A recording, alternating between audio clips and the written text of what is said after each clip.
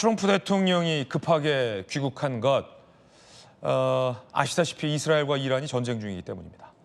그런데 우리 신범철 차관님께서 잠깐 언급하셨듯 많은 전문가들은 미국이 이번 기회에 아예 이란의 핵 문제를 종지부를 찍고 싶어 하는 것 같다라는 분석이 나오고 있습니다. 이 말인즉슨 굉장히 심각한 뜻인데 미군이 직접 이 전쟁에 참전할 수도 있다는 의미를 내포하고 있습니다. 실제 미국 언론들을 중심으로 트럼프 대통령이 B-2 폭격기와 벙커버스터 미사일을 투입해서 이란의 지하 핵심 핵시설을 파괴할 수 있다라는 전망도 현지에서 나오고 있습니다. 잠시 후에 그 이야기도 전해드리겠습니다. 트럼프 대통령의 이야기부터 들어보시죠. What specifically is better than a ceasefire? What are you looking for here? And then a real end, not a ceasefire, and then or giving up entirely. That's okay too. Iran cannot have a nuclear weapon. It's very simple. Can't have a nuclear weapon. 이스라엘과 이란 상황이 심상치 않습니다. 서로 공격을 주고받았고요. 이스라엘이 이란의 핵시설을 일부를 파괴했고요. 이란의 이 국영방송 시설에 공습을 가기도 했습니다. 그러자 이란이 이에 반발해서 초음속 미사일로 이스라엘의 이 대도시를 폭격하기도 했고요. 이스라엘이 재차 군사작전에 나서기도 했습니다. 영상들 지금 준비되어 있는데 함께 보시죠. 네, 하늘에 섬광들이 굉장히 빛나고 있습니다. 그리고 자세히 들어보시면 사이렌 소리가 들리고 있습니다. 이스라엘의 텔아비브에 울린 사이렌입니다. 이란이 여러 가지 복합적인 이 미사일을 공격해 온 겁니다. 이스라엘의 아이언돔이 이 초음속 미사일과 여러 탄도미사일을 섞어 쏘는 공격에 일부 뚫릴 수밖에 없었고요. 이스라엘 민간인의 사상자도 발생을 했습니다. 자, 이란의 미사일 공습. 그러자 이스라엘이 이렇게 이란이 보유하고 있는 F-14 같은데요. F-14 전투기 같은데요. 예, F-14 그렇죠? 맞습니다. 예, F-14 전투기를 폭격해서 아예 이제 제거시키는 모습인데 이 F-14 전투기 같은 경우는 탐 크루즈가 주연한 영화 탑건에도 등장해서 굉장히 향수를 불러일으킨 옛날 전투기 아니겠습니까? 이란이 이거 보유하고 있는 건데 이스라엘이 지금 정밀 이란의 어떤 이 공군력을 다 차례차례 제거하고 있군요. 예, 지금 이스라엘과 이란이 이렇게 교전을 벌이고 있지만 승기는 이스라엘이 잡은 것 같아요. 그렇군요. 왜냐하면 방공망 자체를 무력화시켰다는 보도가 나오고 있는데 그러면은 사실 이란과 같은 경우에는 무방비로 이스라엘의 미사일 공격이나 폭격에 노출된 거거든요. 반대로 앞서 아이언돔 이야기가 나왔는데 정확한 건 아닙니다. 왜냐하면 아이언돔은 단거리 미사일이나 로켓포를 막는 거고 에로우 시스템이라고 있어요. 고고도 방어.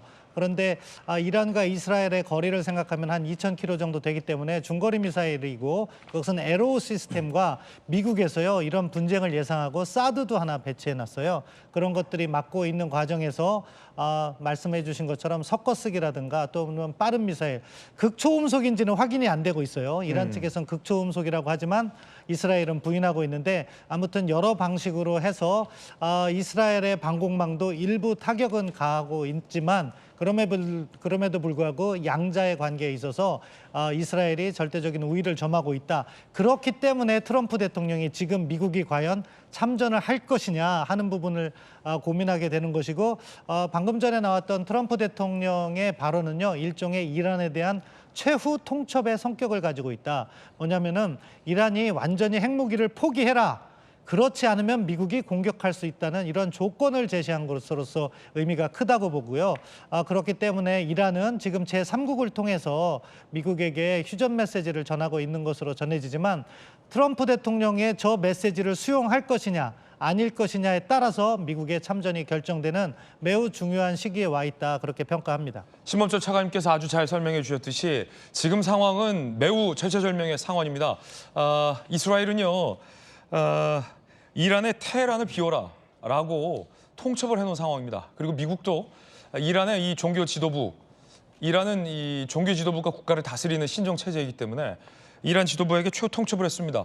이란이 개발 중인 핵을 완전히 포기하지 않으면 미국이 강제적으로 비핵화를 해주겠다라는 최후 통첩을 날린 셈입니다. 미국의 참전, 안 그래도 수세에 몰린 이란이 미국께 저항하는 길을 선택했다간 자신들의 이 정권이 전복될 수도 있는 그런 절체절명의 상황이다. 많은 전문가들이 이렇게 진단하고 있습니다. 자, 이스라엘이 집중적으로 공습을 하며 제공권을 앗아갔습니다. 그러자 테헤란의 피난 차량 행렬이 이어졌습니다. 그 영상도 들어와 있습니다. 자, 지금 보시면요, 굉장히 많은 차량 행렬들이 이란의 수도 이 테헤란을 빠져나가는 모습이죠. 예, 뭐 안타까운 모습입니다. 사실 전쟁이란 건 발발해서는 안 되는데 현실적으로 방공망이 무력화됐기 때문에 이스라엘도 아예 테헤란을 피난해라, 공습이 있을 것이다, 아예 경고를 해놓고 있어요. 네네. 그렇기 때문에 이란이 정말로 이 정도로 무력했을까 하는 부분도 놀랍기도 한데요. 지금 이스라엘의 입장은 분명합니다. 뭐냐? 레짐 체인지, 그러니까 호메이니 정권을 갖다가 교체하겠다는 거예요. 네. 하메이니를 은퇴시키겠다. 그럼에도 불구하고 제거를 하지 못하는 측면은 과연 그 다음에 누가 이란 정부를 대표할 것인가에 대한 고민도 함께 있는 겁니다. 그렇기 때문에 지금은 가급적 이란이 핵무기를 모두 포기하고 미국이 제시하는 조건을 수용함으로써 이 전쟁을 끝내는 것을 일차적인 목표로 하고 있고, 나아가서 지금 이란의 민주화라든가 그런 부분은 그 다음에 후순위로서 지금 고려하고 있는 것 같은데요. 트럼프 대통령이 지금 화면에서 나온 것처럼 이란은 군사무기, 핵무기를 의미하는데 절대 가질 수 없다. 그것을 이번 기회에 분명히 포기해야 된다는 메시지를 계속해서 던지고 있다고 봅니다. 네. 핵 포기를 하지 않으면 이 정권이 뒤집혀질 수도 있다라는 섬뜩한 경고가 이스라엘과 미국 동시에 양쪽에서 나오고 있는 겁니다.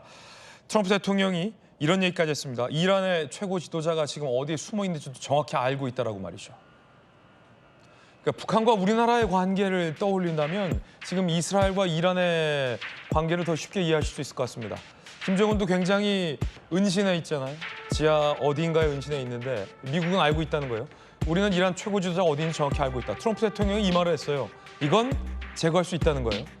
쉬운 표적이다. 제거할 수 있다. 하지만 참고 있다. 핵 포기 안 할래?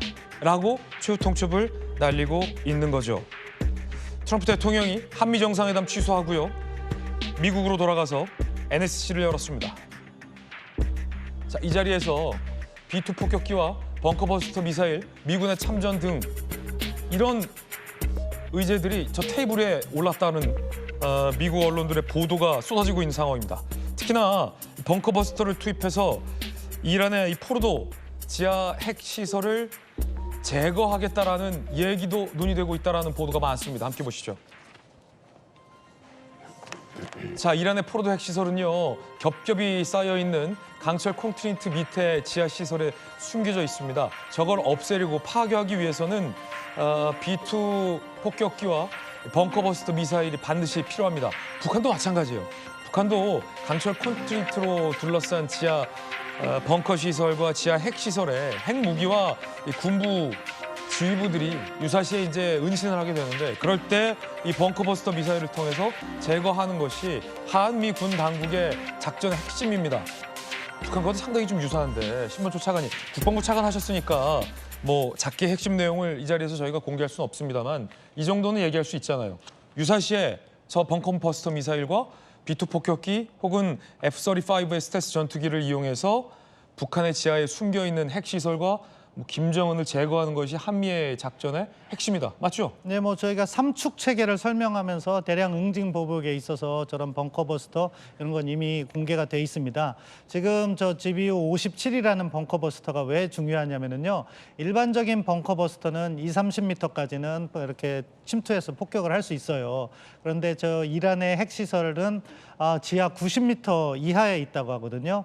그러면은 일반적인 거로는 여러 차례 같은 지점을 타격한다 하더라도 뭐 다다르지 못할 수가 있잖아요. 그런데 저 GBU-57은 지하 60m까지 내려가는 거기 때문에 같은 자리에 두 곳을 갖다가 폭파하면은 이란이 아무리 깊은 곳에 숨겨놨어도 공격이 가능한 거죠. 그런데 저것은 미리 아무리 동맹국이라도 미리 제공하진 않습니다. 미국의 일종의 비핵 전략 무기라고 볼 수 있어요. 우리나라는 없습니까? 우리나라도 지금은 없다고 봐야죠. 그렇군요. 그래서 유사시에는 전개될 것으로 보이고 그렇기 때문에 저것을 갖다 제공할 것이냐 아니냐에 따라서 미국의 참전 여부를 갖다가 또 고민할 수가 있어요. 지금까지는 미국은 공식적으로는 이 전쟁에서 빠져 있습니다.